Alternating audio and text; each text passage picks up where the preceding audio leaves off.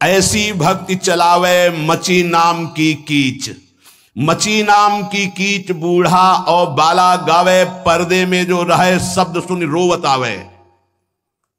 जैसे बोरी सखी हा प्रियाजू हा लाडली, तो जो सुने कदम रुक जाए और हृदय में द्रवण क्रिया हो जाए, आंखों में आंसू आने लगे। प्रियाजू बाबा पे कृपा कर दो।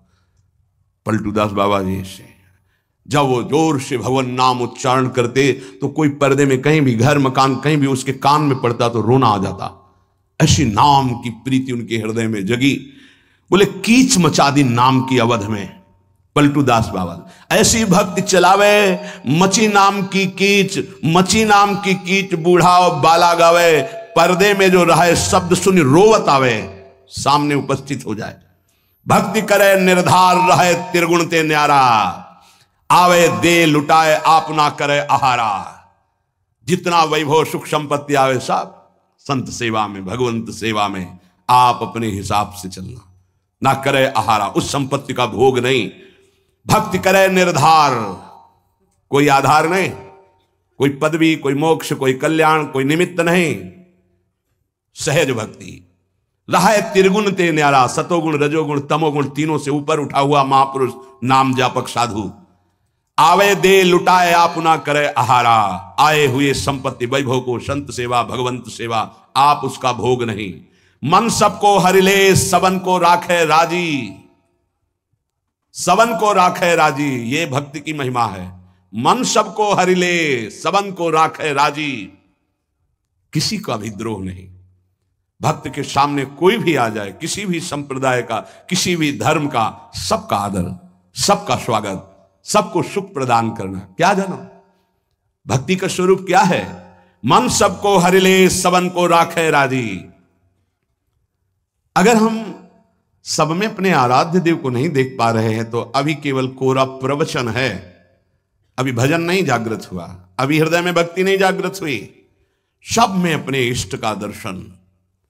आचार्य चरण कह रहे हैं, जरा शब्दों को देखो, बार बार सुना है। ये क्रूरा, क्रूरा शब्द है। पापिनो नच सताम संभाष्य दृश्या से, देखने योग्य नहीं, संभाषण योग्य नहीं, ऐसे क्रूर पापी हैं। उनमें भी मेरे राधा वल्लभ लाल विराजमान है, मेरी दृढ़ मति है। हरिवंश महाप्रभु कहते हैं, हे सी राम मैं सब जग जानी। अगर वास्तविक मार्ग का अनुसरण कर रहे हो तो यही तुम्हें अनुभव होगा। किससे द्रोह करोगे, किससे नफरत करोगे? ये जब अंदर की ग्रंथि नहीं खुली तो ये सब बातें अंदर आती हैं। किसी की निंदा कर देना, किसी का उपहास कर देना। नहीं, हम जिसकी निंदा कर रहे हैं वहां भी आराध्य देव, जिसका उपहास कर रहे हैं वहां भी आराध्य देव है। पलटू दासिक बनिया रहे अवध के बीच, ऐसी भक्ति चलावे मची नाम की कीच। मची नाम की कीच, इतना नाम में डूबे हुए कि जो आसपास आ जाए नाम में हो जाए। दीपक बारा नाम का महल भया उजियार। पलटूदास जी, महल भया उजियार नाम का तेज विराजा, शब्द किया प्रकाश मानसर ऊपर छाजा। नाम तेज स्वरूप से विराजमान हो गया, हृदय में अद्भुत प्रकाश नाम का हो गया। दसो दिशा भई शुद्ध बुद्धि भई निर्मल साची, छूटी कुमत की गांठ सुमति प्रगट हुए नाची। नाम का प्रताप हो 3600 राग दाग त्रिगुण का छूटा, पूरन प्रगटे भाग कर्म का कलसा फूटा। सब कर्म प्रपंच नष्ट हो गए, भाग जागृत हो गए, त्रिगुण माया भाग गई। पलटू अंधियारी मिटी बीती दीन ही टार, दीपक बाला नाम का महल भया उजियार। हृदय में प्रकाश जागृत हो गया नाम स्वरूप से। नाम नाम बड़े बड़े महापुरुष इस नाम की महिमा का गान करते हुए उसी में डूबे हुए पार नहीं पाए। अरी मैं तो नाम के रंग छकी, जब ते चाख्यो विमल प्रेम रस, तब ते कछु न सुहाई। रात दिना धुन लागी रहे, को केतो कहे समुझाई। अरी मैं तो नाम के रंग छकी। अब रात दिन कुछ नहीं किसी की सुनना और ना कुछ समझना, एक बात है कि नाम न छूटने पावे। नाम पियाला घोट के कछु और न मोहि चही, जब डोरी लागी नाम की तब केही के कानी रही। जो यही रंग में मस्त रहत है तेही के सुधि हरना, गगन मंजिल दृढ़ डोरी लागो जाय रहा सरना, निर्भय होए के बैठ रहो अब मांगो यह बर सोई, जग जीवन बिनती हा मोरी अब आवन नहीं होई, अरे मैं नाम के रंग छकी। बोले हमारी डोरी इतनी ऊंचाई पे लग गई कि मान अपमान सुख दुख लाभ हानि हमें छू नहीं सकते, और अब मैं निश्चित कहता हूं अब मेरा आना नहीं हो पाएगा इस जगत में, अब मेरा आवागमन का चक्र रुक गया, क्योंकि मेरे हृदय में नाम चल पड़ा। नाम एक ऐसा है जो अद्भुत तेज अद्भुत प्रकाश प्रकाशित करता है। अगर नाम जप का आश्रय ले लो तो बच जाओगे, नहीं तो अर्जुन जी भगवान से पूछते हैं कि कौन है जो ना चाहते हुए बलात् हमसे पाप करवा रहा है। हम चाहते नहीं हैं कि पाप हो, पर प्रभु ये बलात् पाप कौन करवा रहा है? प्रायः सबका ये प्रश्न रहता है जो अर्जुन जी प्रश्न करते हैं, अथ केन प्रयुक्तोयम पापम चरति पुरुषः अनिच्छन्नपि वार्ष्णे बलादिव नियोजितः। हे वार्ष्णे, ये ना चाहते हुए भी जबरदस्ती जैसे कोई कर्म हमसे पाप कर्म करा ले, कौन कराता है? हम तो नहीं चाहते पर कराता कौन है? तो बोले विचार नहीं कर पाए इसलिए ऐसा प्रश्न होता है। बिना चाहत के कोई पाप करा ले ऐसा सृष्टि में कोई विधान ही नहीं है। हम पाप तो नहीं करना चाहते, पर जिससे पाप होता है वो चाहते हैं क्या? सुख भोग। कहां से? पर स्त्री, पर धन, नाना प्रकार के आचरण जो पाप आचरण हैं उनसे सुख चाहते, पाप नहीं करना चाहते, पर हम सुख भोगना चाहते हैं, सुख संग्रह करना चाहते हैं, इसी से पाप होते हैं। श्री भगवान से कह रहे हैं केन प्रयुक्तोयम पापम चरति, किससे प्रेरित होकर पाप करता है? तो बोले संसार में सुख भोगने की चाहत ही पाप कराती है। देख लो इसको, जितनी भी जेल भरी है सुख भोगने की चाहत से, जितने भी नरकगामी होते हैं सुख भोगने की चाहत से। ये सुख भोगने की चाहत, इस शरीर से सुख भोगा मिला तो है नहीं क्योंकि है नहीं वहां, इस शरीर को भोग लें, इस शरीर को, इस शरीर, इस वस्तु को, इस व्यक्ति को, इस स्थान को भटकता पूरा जीवन पापाचरण कर दे। मैं नहीं चाहता पाप करना, मानते हैं, लेकिन पाप का मूल जो संसार से सुख भोगने की लालसा, उसी से पाप होता है। भगवान उत्तर दे रहे कामेश क्रोधेश रजो गुण समुद्भव, ये महासनो महापापमा विद्धेन मिहि बैरिणम। ये बड़ा भारी दुश्मन है, इसको कोई जल्दी परास्त नहीं कर पाता। ब्रह्मचर्य, गृहस्थ, वानप्रस्थ, सन्यास तभी सार्थक है जब इस दुश्मन को हरा दे, नहीं तो सब मिटिया मेट कर देता है। चाहे वैष्णव हो, चाहे ब्रह्मचारी हो, चाहे गृहस्थ हो, चाहे वानप्रस्थ हो, चाहे सन्यासी हो, एक ताल में सबको ठोक कर परास्त करने की ताकत रखने वाला ये विद्धेन मिहि वैरिणम, ये सबसे बड़ा दुश्मन है। क्या? बोले काम एष क्रोध एष रजो गुण समुद्भव, ये रजोगुण से उद्भव प्रकट होता है। क्या? बोले काम, और काम से प्रकट होता है क्रोध, और इन्हीं से सारे पाप होते हैं। रजोगुण कहते हैं राग को, राग ही काम का रूप धारण करता है और द्वेष ही क्रोध का रूप धारण करता है।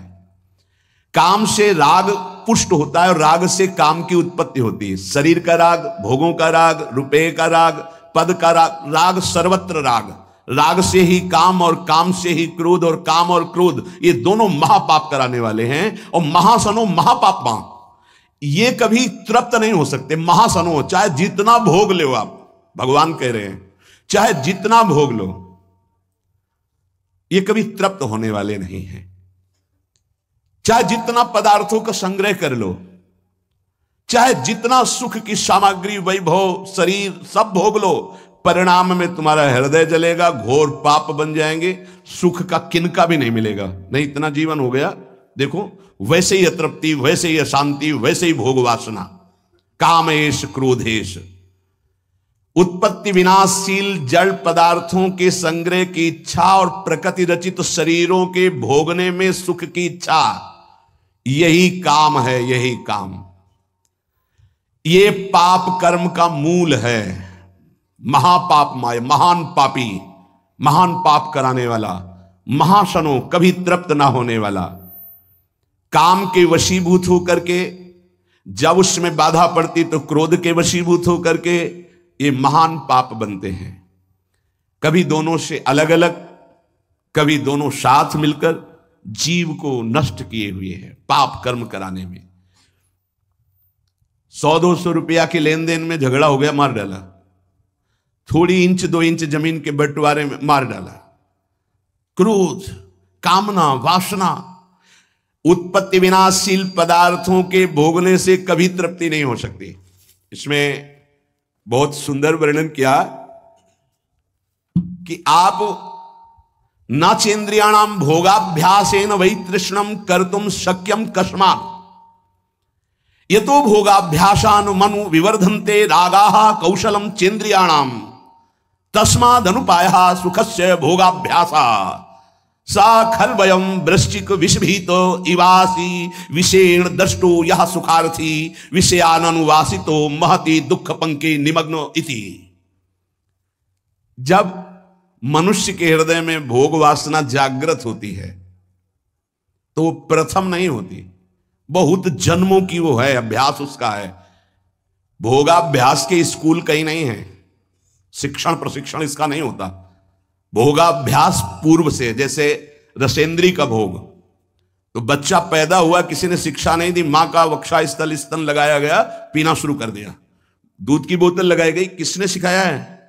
भोगाभ्यास उसका पूर्व से दृढ़ है, वो शरीर नया पाया है लेकिन पुराना है, वो पुरातन है, वो जीव भगवान का अंश सनातन। अब जैसे जैसे यौवन अवस्था का उन्मेष होता है, सब भोग भोगने की प्रबल कामना जागृत होती है। अगर उपासक ये बात समझ ले, बहुत जल्दी विश्राम मिल जाए जो यहां समझाना चाहते हैं। कह रहे हैं कि नाचेन्द्रियाणाम भोगाभ्यासेन वै तृष्णम कर्तुम शक्यम। हमारे अंदर जो एक इच्छा जागृत होती है कि मैं भोग लूं तो शांति मिल जाएगी, सबके अंदर है। जिस जिस भोग को मन सामने रखता है, लगता है पैसा देके जबरदस्ती कुछ भी हो, इसको मैं भोग लूं तो मैं सुखी हो जाऊंगा, शांत हो जाऊंगा, तृप्त हो जाऊंगा। या कह रहे गलत सलाह दे रही, बुद्धि भ्रष्ट है इसलिए गलत सलाह दे रही। नाचेन्द्रियाणाम भोगाभ्यासेन वै तृष्णम कर्तुम शक्यम। ये इंद्रियों का भोग कभी तुम्हारी तृष्णा को शांति प्रदान कर ही नहीं सकता।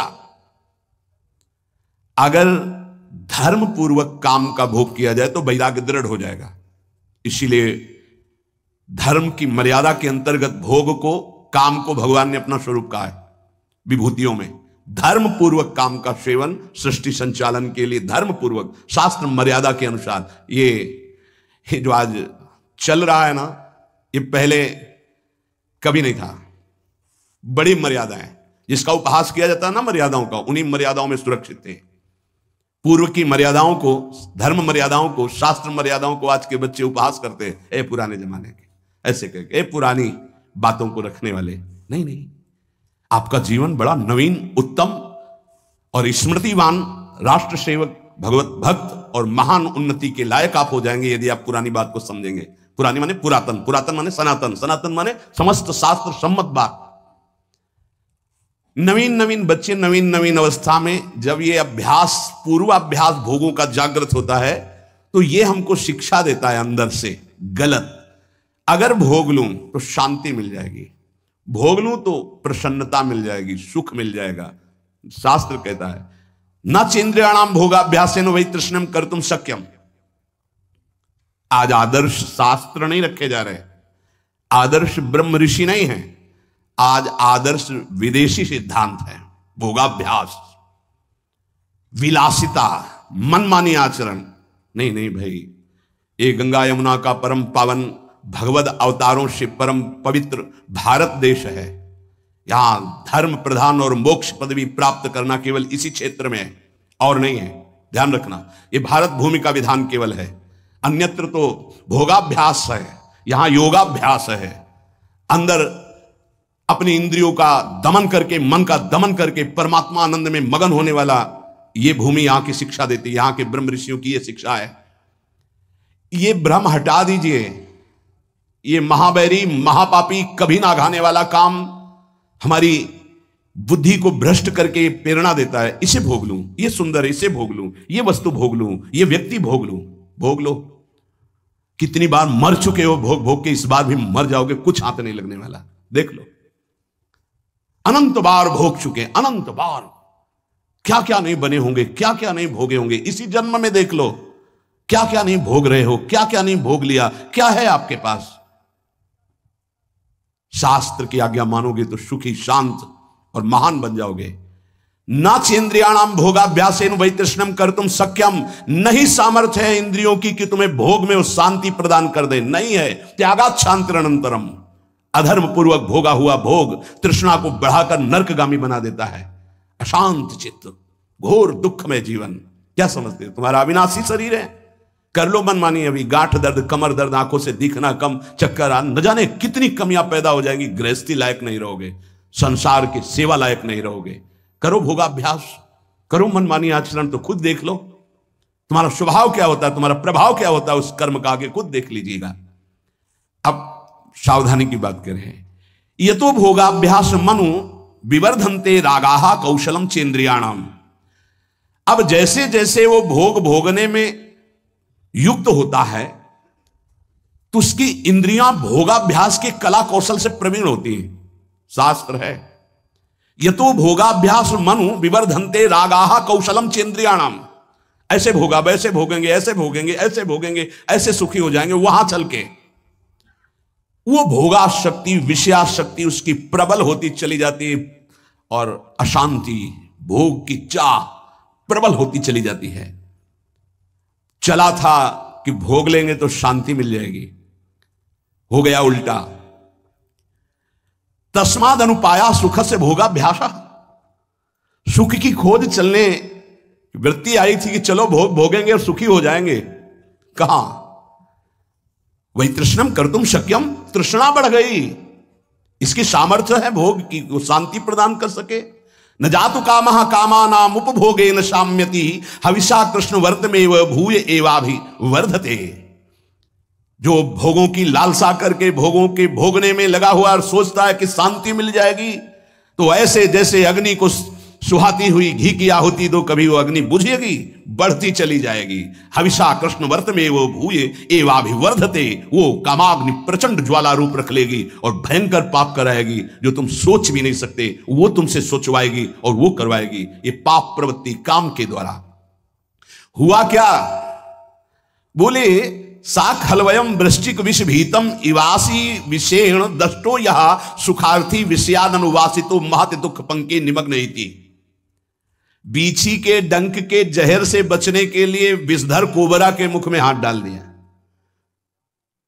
उल्टा हो गया। क्या, हृदय में पहले जलन हुई थी भोग वासना की, तो उसको तो सह नहीं पाया, ये था बीछी के डंक का जहर। और भोग भोगने में उतर गया तो बोले कोबरा के मुख में हाथ डाल दिया, भारी विष धर के, आप तो जहर चढ़ गया। पता नहीं कितने जन्मों में उतरेगा जहर ये भोग वासना का। इसलिए महती दुख पंके निमग्नि, विषयानुवासितो महती दुख पंके, महत दुख में फंस गया। पंक माने कीचड़, महत दुख में फंस गया, वो निकलना बड़ा कठिन। ये दलदल है भोग वासना का, इससे निकलना बड़ा कठिन है। गुरु कृपा से निकल चुके हो तो पीछे कदम मत बढ़ाना। तुम्हें दिखाई दे रहा है बड़ा कोमल भूमि, नीचे इतना दलदल है कि निकल नहीं पाओगे। श्री भगवान कह रहे हैं कामना की पूर्ति से लोभ उत्पन्न होता है। जिम प्रति लाभ लोभ अधिकाई। आज ये भोग भोग लिया, बड़े खुशी हो गए, अब ये भोग भोगेंगे, ये भोग भोगेंगे। ये पता नहीं कि ये कर्म इतने बलवान होते जा रहे हैं, जो हमारे कर्म हैं ये हमें विध्वंस कर देंगे, भोगने लायक नहीं रखेंगे। समय देख लेना, जब समय आएगा दंड देने के लिए। आप लोग देखते हुए भी नहीं देखते हैं, संसार में सब देख रहे हैं फिर भी आप नहीं देखते हैं, अंधे बन रहे हैं, विवेक शून्य है। इसलिए कर्म का क्या दंड मिल रहा है आप देख रहे हैं। गाना बज रहा है, 5 लोग बैठे मस्ती से, नौजवान, गाड़ी एकदम चल रही रफ्तार से, वो शासन बिगड़ गया और एक्सीडेंट हुआ, दरे पे मृत्यु हो गई। क्या है, उनको 1 सेकंड पहले पता नहीं मैं झूम रहा हूं, मेरा आखिरी झूमना होगा, अब अगला जन्म किस योनि में जाएगा पता नहीं है। मदिरा की उन्मत्तता, रजोगुण चढ़ा हुआ, तमोगुण की ज्वाला हृदय में जला रही, नष्ट हो गया शरीर। न भगवत चिंतन, न क्या कीमती मनुष्य जीवन का दुरुपयोग। ये कामना की पूर्ति के लिए नाना प्रकार की कुचेष्टाएं पैदा हो जाती हैं। कैसे कैसे नारकी गतियां, यही नारकी गतियां, कैसी कैसी राक्षसी बुद्धि सवार हो जाती है। एक नादान बच्चा है जिसको अपने हित हित का पता नहीं है, ऐसी ऐसी चेष्टाएं मार के फेंक दिए। ये राक्षस, तेरे शरीर में एक सुई चुभे तो तुझे इतना कष्ट महसूस होगा, और उसके शरीर को जला दिया, नष्ट कर दिया, काट के फेंक दिया। क्या हुआ? ये महान पाप कराने वाला राक्षस काम उसकी बुद्धि पे सवार है। कामेश क्रोधेश रजोगुण समुद्भव महासनो महापापमा विध्येनमि वैरिणम। ये दुश्मन, अंदर से इस दुश्मन को देखो। ये कामना संपूर्ण पापों, संतापों, दुखों और जन्म मरण की जड़ है। ये काम, ये कामना। कामना वाले व्यक्ति को जागृत में सुख मिलना तो दूर रहा, स्वप्न में भी कभी सुख नहीं मिल सकता। काम अछत सुख सपने हो नाही। जो चाहते हैं कि हमें कभी दुख ना मिले, कभी चिंता, कभी शोक, कभी भय ना मिले, तो एक काम से बचो। पाप कराने की मूल जड़ काम है, और पाप से ही दुख, चिंता, भय, शोक, नाना प्रकार की नारकी गतियां मिलती हैं। नाशवान पदार्थों के भोगों की ये कामना तुम्हारी बढ़ती चली जाएगी, कभी तृप्त नहीं होगी। अविनाशी परमात्मा की प्राप्ति के लिए तुम्हें मानव देह मिला था। यहां उदाहरण विदेश से नहीं दिया जाएगा कि वो बड़े सुखी हैं। तुम्हारी बुद्धि सुख को जानती है क्या? जब हमारे देश की भक्ति और ज्ञान का जरा सा किनका मिला तो वेश बदल लिया, देश बदल लिया, और हमारे भारतीय संतों के सामने घुटने टेक करके याचना करके ज्ञान और भक्ति की भिक्षा मांगते नजर आए, जिनको तुम सुखी कह रहे हो। प्रमाद में सुखी होना और ज्ञान में सुखी होना, भक्ति में सुखी होना, यह अंतर है।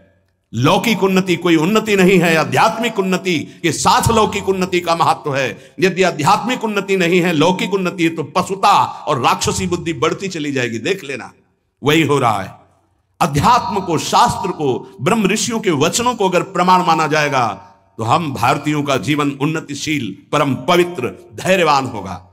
हमारा देश धर्मयुक्त रहा है, धर्मयुक्त है, और आगे भी धर्मयुक्त रहेगा, क्योंकि कभी धर्म का नाश नहीं हो सकता। धर्म सनातन है। हां, कम हो सकता है, धर्म को धारण करने वाले कम हो सकते हैं, लेकिन ऐसा नहीं हो सकता अभी।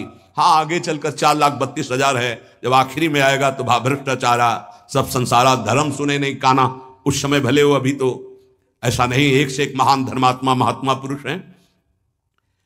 ये उत्पत्ति विनाशशील पदार्थों में सुख की भावना से सब संसार विचरण करता है।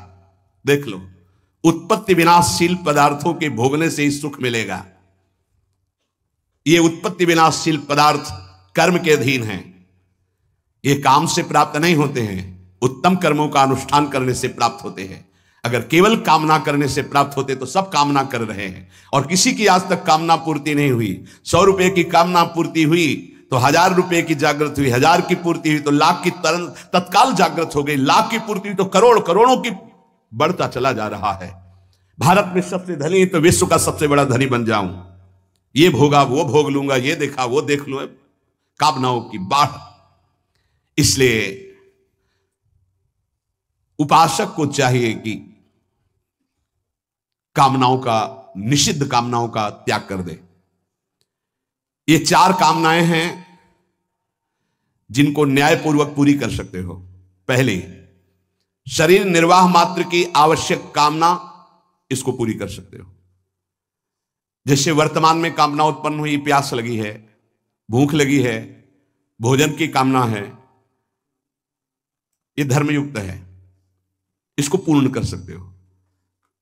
इसकी पूर्ति के लिए वर्तमान में जो साधन सामग्री उपलब्ध है उसी से यथालाभ संतोष सदा, काओ सुख कछु न चाहोगो। इसकी पूर्ति के बिना शरीर को जीवित रहना असंभव है। इसलिए जल, भोजन, वस्त्र जो वर्तमान में प्रभु ने उपस्थित किया है उसकी कामना, यह निषेध नहीं, इसकी पूर्ति करो। जो धर्म पूर्वक तुम्हें भोग सामग्री शास्त्र सम्मत मिली है, चाहे वो गृहस्थ उपासक हो, जिसमें किसी का हित नहीं है, जिसमें अधर्म नहीं है, शास्त्र सम्मत है, उस भोग को स्वीकार करके अपनी कामना की पूर्ति, ये यहां के जीवन संचालन के लिए।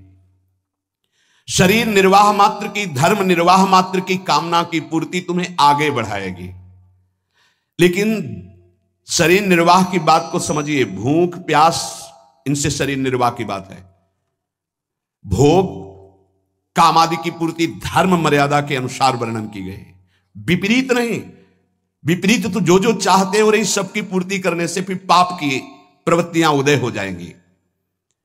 शरीर निर्वाह मात्र की आवश्यक कामना की पूर्ति, कामना व्यक्तिगत न्यायुक्त जिसका पूरा होने में धर्म की हानि नहीं है, शास्त्र सम्मत है, सामर्थ्य के बाहर नहीं है और उसको भगवत अर्पित करके भोगा जाए, वो कामना आपको मोक्ष की तरफ ले जाएगी। कामना व्यक्तिगत न्यायुक्त अपनी सामर्थ्य के अंतर्गत, शास्त्र मर्यादा और धर्म के अंतर्गत और भगवान को अर्पित करके भोगी जाए तो वो मोक्ष की तरफ, भगवत मार्ग की तरफ। जो सामग्री है हमें बहुत प्यारी है, भोग सामग्री हमें बहुत प्यारी, भगवान को अर्पित करो। न्याय युक्त परिवार के पोषण में लगाओ। अगर आवश्यकता किसी ऐसे को है, बहुत भूखा, बहुत सर्दी में कपड़े की आवश्यकता, बीमार है, औषधि की आवश्यकता, उसकी सेवा में लगा, तुम्हारी कामनाएं शांत हो जाएंगी। कामना त्याग की सामर्थ्य तुम्हारे अंदर आ जाएगी। जो अपनी सामग्री को भगवान ने आपको जो दी, दूसरों को अत्यंत आवश्यक होने पर उसकी सेवा में लगा दे तो उसके अंदर भागवतिक सामर्थ्य जागृत होती है। काम से बड़ा कोई दुश्मन नहीं है, ये सबका दुश्मन है। ये किसी भेंट पूजा से, अनुनय विनय से कभी शांत नहीं होता है। इसकी भेंट पूजा ये कि ये भोग दे दो, ये क्रिया करवा दो, ये ऐसा मैं तुम्हें शांति प्रदान करूंगा, सुख प्रदान करूं, ये चली आए, इसकी बात में मत आना। ये कभी शांत नहीं होगा। बुझे न काम अग्नि तुलसी को, विषय भोग बहु घीते, मन पचितई है अवसर बीते। कामना संपूर्ण लोगों को जला रही है, सब जल रहे हैं, सबके हृदय जिनकी कामना से है। बड़ा विचित्र है, हम जिसे देख रहे हैं वो किसी और को देख रहा है, वो किसी और को देख रहा है, वो किसी और को देख रहा है। हम समझ रहे हैं वो सुखी है, वो समझ रहे हैं वो सुखी, वो समझ रहे हैं वो सुखी है। संयोग जन इंद्रियों के सुख की जब तक कामना रहेगी तो संसार तुम्हें सत्य प्रतीत होगा। अज्ञान, अविद्या, पाप ये आपको ग्रसित किए रहेंगे। जो प्रतिक्षण नाशवान है वो सुख कैसे प्रदान कर सकता है? अय परमात्मा के अंश, तू कभी प्रकृति से सुखी हो ही नहीं सकता। बैठा लो ये दिमाग में बात। दुखालयम शाश्वतम दुख यो नया। अय परमात्मा के अंश, तू कभी प्रकृति से सुखी नहीं हो सकता। जैसे चलचित्र सिनेमा में पके हुए अंगूर दिखाई देते हैं तो क्या तुम्हें खाने को मिल जाएंगे? तो बोले वो तो मिलेंगे नहीं, चित्र के हैं। ऐसे इस चित्र के भोगने से तेरे को कभी शांति मिल सकती? भोग के साफ संसार देख रहा है, क्या शांति मिली? और तृष्णा और भोगने की इच्छा। वस्तु, व्यक्ति, क्रिया, इससे तू सुखी होने वाला नहीं है, तू अविनाशी है, पक्की बात। लौटो अपने स्वरूप की तरफ लौटो, नहीं पापाचरण हो गए तो मनुष्य जीवन का लाभ नहीं मिल पाएगा। जो वस्तु से, व्यक्ति के शरीर से और क्रियाओं से सुख चाहता है वो कामी है। और कामी पुरुष में अनंत दोष, अनंत विकार, अनंत पाप उससे होते ही रहते हैं। जब तक मनुष्य के अंदर काम है वो कामी है, तब तक निर्दोष, निर्विकार, निष्पाप अपने स्वरूप को झांक भी नहीं सकता है। अपने स्वरूप को वो इस शरीर को भोगने की, शरीर सुख सामग्री की, बस इसी की चिंता में पूरा जीवन निकाल देगी। इतने रुपए प्रॉफिट होने लगी रोज, अब इतने होगी, इससे ये खरीदूंगा, इससे ये भोगूंगा, ये इसके लिए जमा करूंगा, वो उसके लिए जमा करूंगा। सोचते सोचते मर जाता है और जिस लिए आया था वो कार्य पूरा नहीं कर पाता। निरंतर भगवदाकार मंत्राकार वृत्ति। कर्म तीन प्रकार के होते हैं, इष्ट, अनिष्ट और मिश्र। इष्ट जो हमें चाहिए, चाहे जैसे मिले मुझे चाहिए। अनिष्ट, अनिष्ट निषिद्ध कर्म। इष्ट तो केवल हमारे हृदय में प्रियालाल ही होने चाहिए। मुझे प्रियालाल चाहिए, बच जाओगे, ये बचा लेंगे। अगर भोग इष्ट हुए तो अनिष्ट हुए बिना रह नहीं सकते।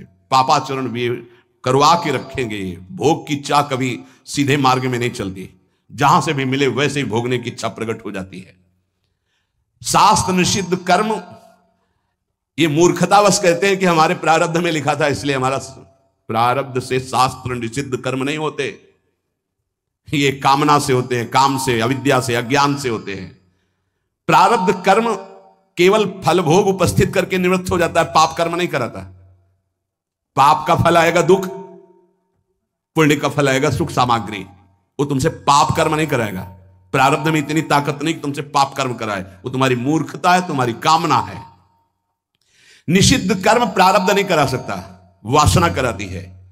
प्रारब्ध का फल भोग, पीछे जो निषिद्ध हुआ है उसका दुख आएगा, जो पुण्य हुआ है उसका सुख आएगा, लौकिक सामग्री, लौकिक उन्नति। पाप कर्म प्रारब्ध नहीं कराता। ये जो लोग कहते हैं ना कि ऐसा हमारे भाग्य में लिखा था, तो काल ही कर्म ईश्वर मिथ्या दोष लगाए। रजोगुण से एक राग काम पैदा होता है और पापों का खेल शुरू हो जाता है। अब ये हृदय को बहुत बुरी तरह जकड़ लिए है काम ने, बहुत बुरी तरह। देख लो सब ऐसे जैसे किसी ने खूंटे में बांध दिया हो कस के, अब निकलना मुश्किल है। बार बार निकलने की कोशिश करता है, फिर उसी में धंस जाता है काम। इसलिए बलिहारी गुरुदेव भगवान की, जिनकी वचन मात्र से इस भारी माया प्रपंच से जीव निकल जाता है। पकड़ लो वचन पर निकल गए, तुम्हें कोई रोक नहीं सकता, क्योंकि जिनकी ये रचना है वही तुम्हें निकालने के लिए आए हैं। ये पाप है, ऐसी जानकारी भी है, कामना भी प्रवृत्त हो गई है, नहीं करना चाहिए ये भी चाहते, फिर भी हो रहा है। तो ये जो जानकारी है इसका हम प्रयोग क्यों नहीं कर पा रहे? जो हमें जानकारी है, जैसे आज जानकारी हुई, सुना आपने कि कभी भोगने से तृप्ति नहीं होगी तो मुझे रुक जाना चाहिए, पर जानकारी भी हो, जान भी रहा हूं कि पाप है, फिर भी क्यों नहीं रुक पा रहा हूं? तो भगवान आगे वर्णन करते हैं, धूमे नाव्रियते वह्निर यथा दर्शो मलेन च यथोल्बेनामृतो गर्भस तथा तेने दमावृतम। जैसे धुएं से अग्नि ढक जाती है, मैल से दर्पण ढक जाता है, और जैसे झिल्ली से गर्भ ढका रहता है, ऐसे ही काम ज्ञान को ढके हुए है। तीन बातें कही, धुएं से अग्नि, मैल से दर्पण और जेल से गर्भ जैसे ढका रहता है, ऐसे ये ज्ञान जो आपको प्राप्त हुआ, काम उसको ढक देता है। अगर वो हट जाए तो ज्ञान प्रयोग में आ जाए। भगवान जो वर्णन करते हैं इसकी व्याख्या आगे। श्री राधा वल्लभ लाल की जय।